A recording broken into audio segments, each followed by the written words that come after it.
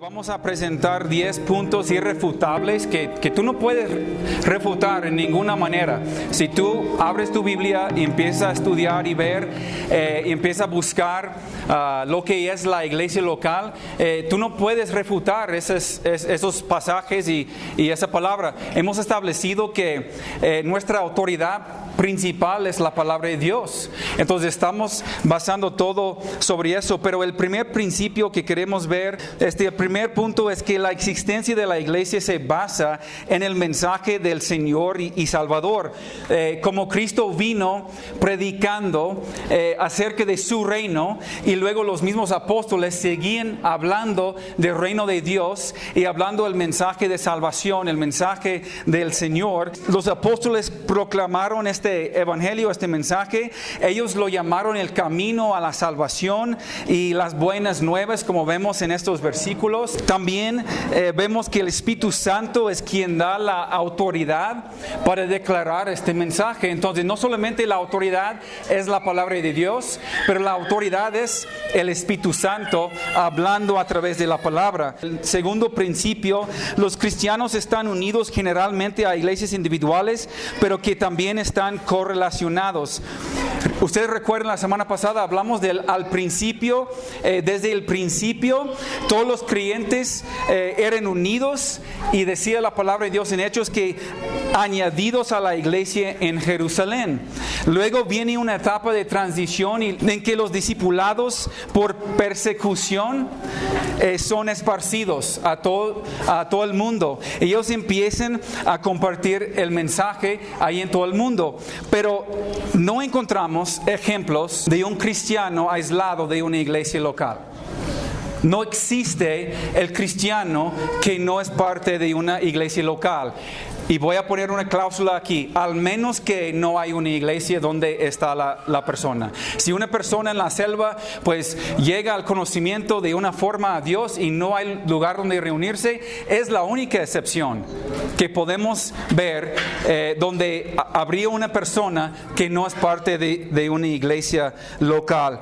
No solamente hay iglesias locales, pero también hay iglesias esparcidas, y muchas veces tenemos contacto, tenemos comunicación, tenemos o estamos identificándonos con otras congregaciones.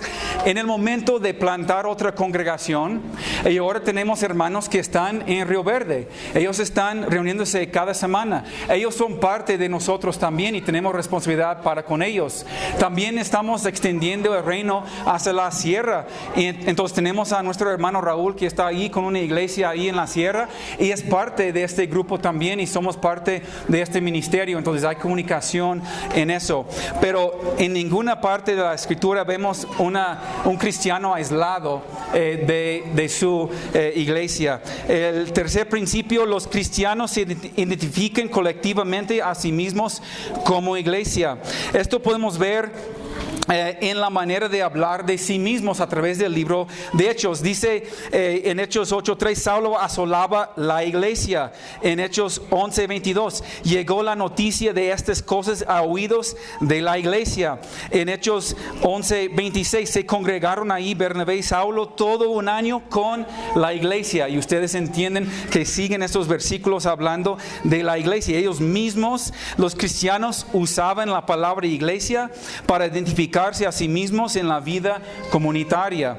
Las personas pertenecen a algo que es corporativo y mayor que lo individual, y eso nos lleva al siguiente punto. Los cristianos poseen un poder especial y una identidad corporativa cuando se reúnen oficialmente. Cuando nos reunimos como congregación, como iglesia, dice Pablo en 1 Corintios 5:4, él escribe acerca de cuando la iglesia se reúne, y él dice: en el nombre de nuestro Señor Jesucristo, con el poder de nuestro Señor Jesucristo. Hay un poder especial cuando la iglesia pues se reúne juntos. Y luego en 11:18 de 1 Corintios, él habla también de cuando se reúnen como iglesia, dice el apóstol Pablo, como si ellos fueron de algún modo más iglesia cuando están juntos que cuando están separados. Y esta asamblea reunida parece que tiene el poder de hacer cosas, tomar decisiones y hacer declaraciones en el nombre de Jesucristo. Y vamos a estar viendo eso más adelante. El quinto punto aquí, el primer paso de la vida cristiana es siempre el bautismo. Y lo vimos la semana pasada en el libro de Hechos. Los que recibieron su palabra fueron bautizados. Los 3,000, el eunuco, hombres, mujeres, Cornelio, Pablo, el encarcelado, Lidia. A través de todo el libro de Hechos vemos que los que fueron bautizados pues se agregan, se añadían a la congregación. Esta señal de identificación pública es un hecho establecido y es irrefutable, y hoy vamos a ver eso precisamente a varias personas que se van a bautizar, y en este bautismo están identificándose también no solamente con Cristo pero también con esa iglesia local. El número 6, a los cristianos se les manda separarse del mundo y no asociarse oficialmente con él. El apóstol Pablo prohíbe la relación con los no cristianos en alguna manera. No lo prohíbe en absoluto, pero él habla así que los cristianos no pongan en riesgo su identidad cristiana compartiéndola oficialmente con no creyentes. Él dice, no se unen en un yugo desigual con incrédulos. Eso no solamente significa para el matrimonio. Estamos hablando en muchas otras áreas de nuestra vida. Tenemos que tener mucho cuidado de no unirnos con el mundo en esas cuestiones, y vamos a estar viendo esto. Pero los ciudadanos del reino no pertenecemos a este mundo, vivimos vidas distintas, vivimos vidas apartadas, y eso nos lleva a la siguiente: la vida y la autoridad de la iglesia local moldea las vidas de sus miembros y las dirige. Esto lo vimos especialmente claro en Jerusalén, en el libro de Hechos, ahí donde la vida cristiana empezaba dentro de un marco de autoridad donde los individuos eran bautizados, añadidos a la iglesia, y entonces se reunían para oír la enseñanza de los apóstoles. A partir de ahí, los creyentes orientaban sus vidas alrededor de los otros miembros de la congregación, sus comidas, sus oraciones, sus horarios, sus decisiones financieras, sus decisiones acerca de sus propiedades y sus provisiones para las viudas. En todas esas áreas vemos que los miembros se preocupan los unos por los otros y están moldeados por la misma iglesia, por ellos mismos. Todos estos pasajes aquí que vemos en la pantalla aquí también continúan mostrándonos la generosidad, porque algunos pueden decir, eso nada más fue para aquel entonces en Jerusalén, pero vemos a través de todo el Nuevo Testamento, de las cartas de Pablo y Pedro y los demás, que ellos continúan viviendo la vida en común, en comunidades, en familias de fe, en unos cuerpos unidos, y vemos eso a través de todo el Nuevo Testamento. El siguiente punto aquí, irrefutable, es a los líderes cristianos se les hace responsable por sus ovejas en particular. Pedro les dice a los ancianos, apacentad la grey de Dios que está entre vosotros, en 1 Pedro 5:2. Y Pablo dice lo mismo a los ancianos en Éfeso, cuando en Hechos 20:28 él dice, mirad por vosotros y por todo el rebaño en que el Espíritu Santo os ha puesto por obispos. Los ancianos deben de saber de quiénes son responsables, hermanos. Es un ministerio. Somos hombres responsables, pero no es para la manipulación. No como teniendo señorío, sino siendo ejemplos de la grey. Y vamos a también hablar más de ese punto, porque es un punto muy importante para nosotros hoy en día. El siguiente punto aquí va junto ahí, donde dice los cristianos son responsables de someterse a sus líderes en particular. Y por eso digo que esos dos puntos son los más difíciles para nosotros como seres humanos, porque no queremos sujetarnos a una autoridad. Pero el autor de Hebreos escribe, obedeced a vuestros pastores y sujetaos a ellos. Claramente los creyentes deben saber quiénes son sus líderes, y Pablo luego escribe, los ancianos que gobiernan bien sean tenidos por dignos de doble honor. Los cristianos saben a quién honrar y a quién sujetarse, pero hermanos, esta autoridad tiene un límite, no es una autoridad absoluta.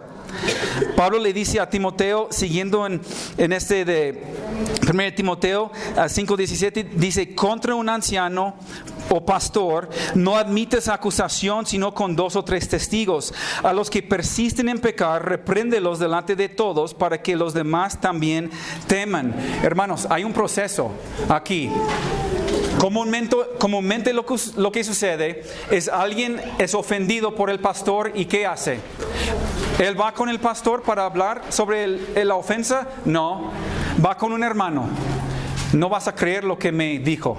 No vas a creer lo que sucedió. Y luego este hermano va con otro y ¿qué dice? No van a creer como nuestro pastor nos trató a esta hermana. Todo esto, hermanos, cae bajo Mateo 18. Si tu hermano peca contra ti, ve con él primero. Ni abres tu boca en la presencia de otra persona. Ve con tu hermano. ¿Y qué dice? Si tu hermano se arrepiente, has ganado a tu hermano. Pero si no, ahora es cuando entre 2 o 3 testigos pueden constatar las cosas.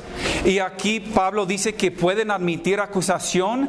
Y luego dice, si él no se arrepiente o si él sigue en su pecado, repréndelo públicamente. Hay un proceso, hermanos, para poder quitar, como hemos hablado anteriormente, a un pastor que anda en pecado.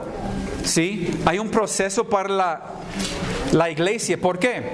Porque nosotros como pastores somos miembros también. Somos miembros junto con ustedes.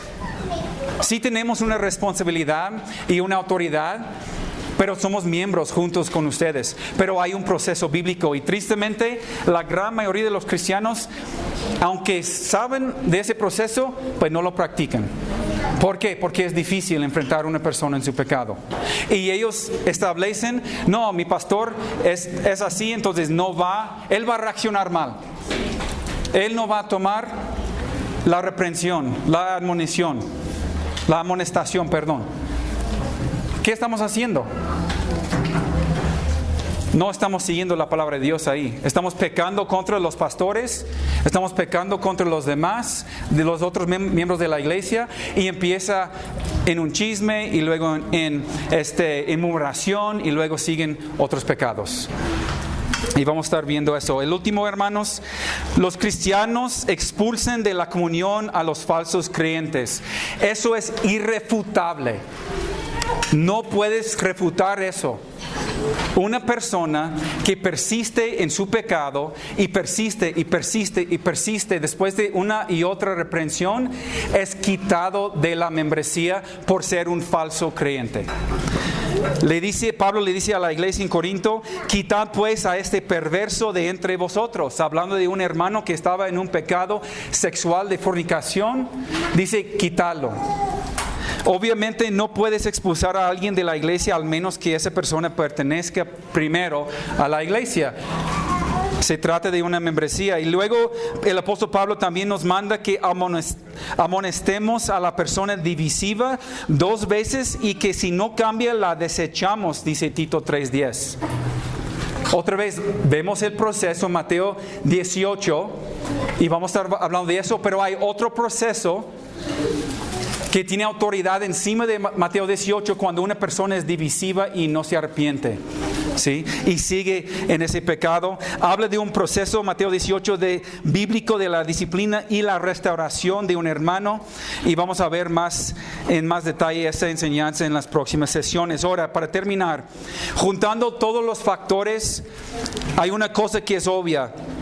Ser cristiano significa pertenecer a una iglesia. Nadie recibe la salvación y luego se queda dando vueltas por ahí solito, pensando si va a unirse o no a una congregación. La gente se arrepiente y entonces son bautizados en la comunión de la iglesia. Hermanos, es irrefutable la membresía, aunque no aparece ahí, somos una familia, somos un cuerpo, y sencillamente no puedes hablar acerca de una iglesia local sin hablar de su sus miembros. ¿Qué es la iglesia? La iglesia son sus miembros. La iglesia son sus miembros. Nosotros somos la iglesia.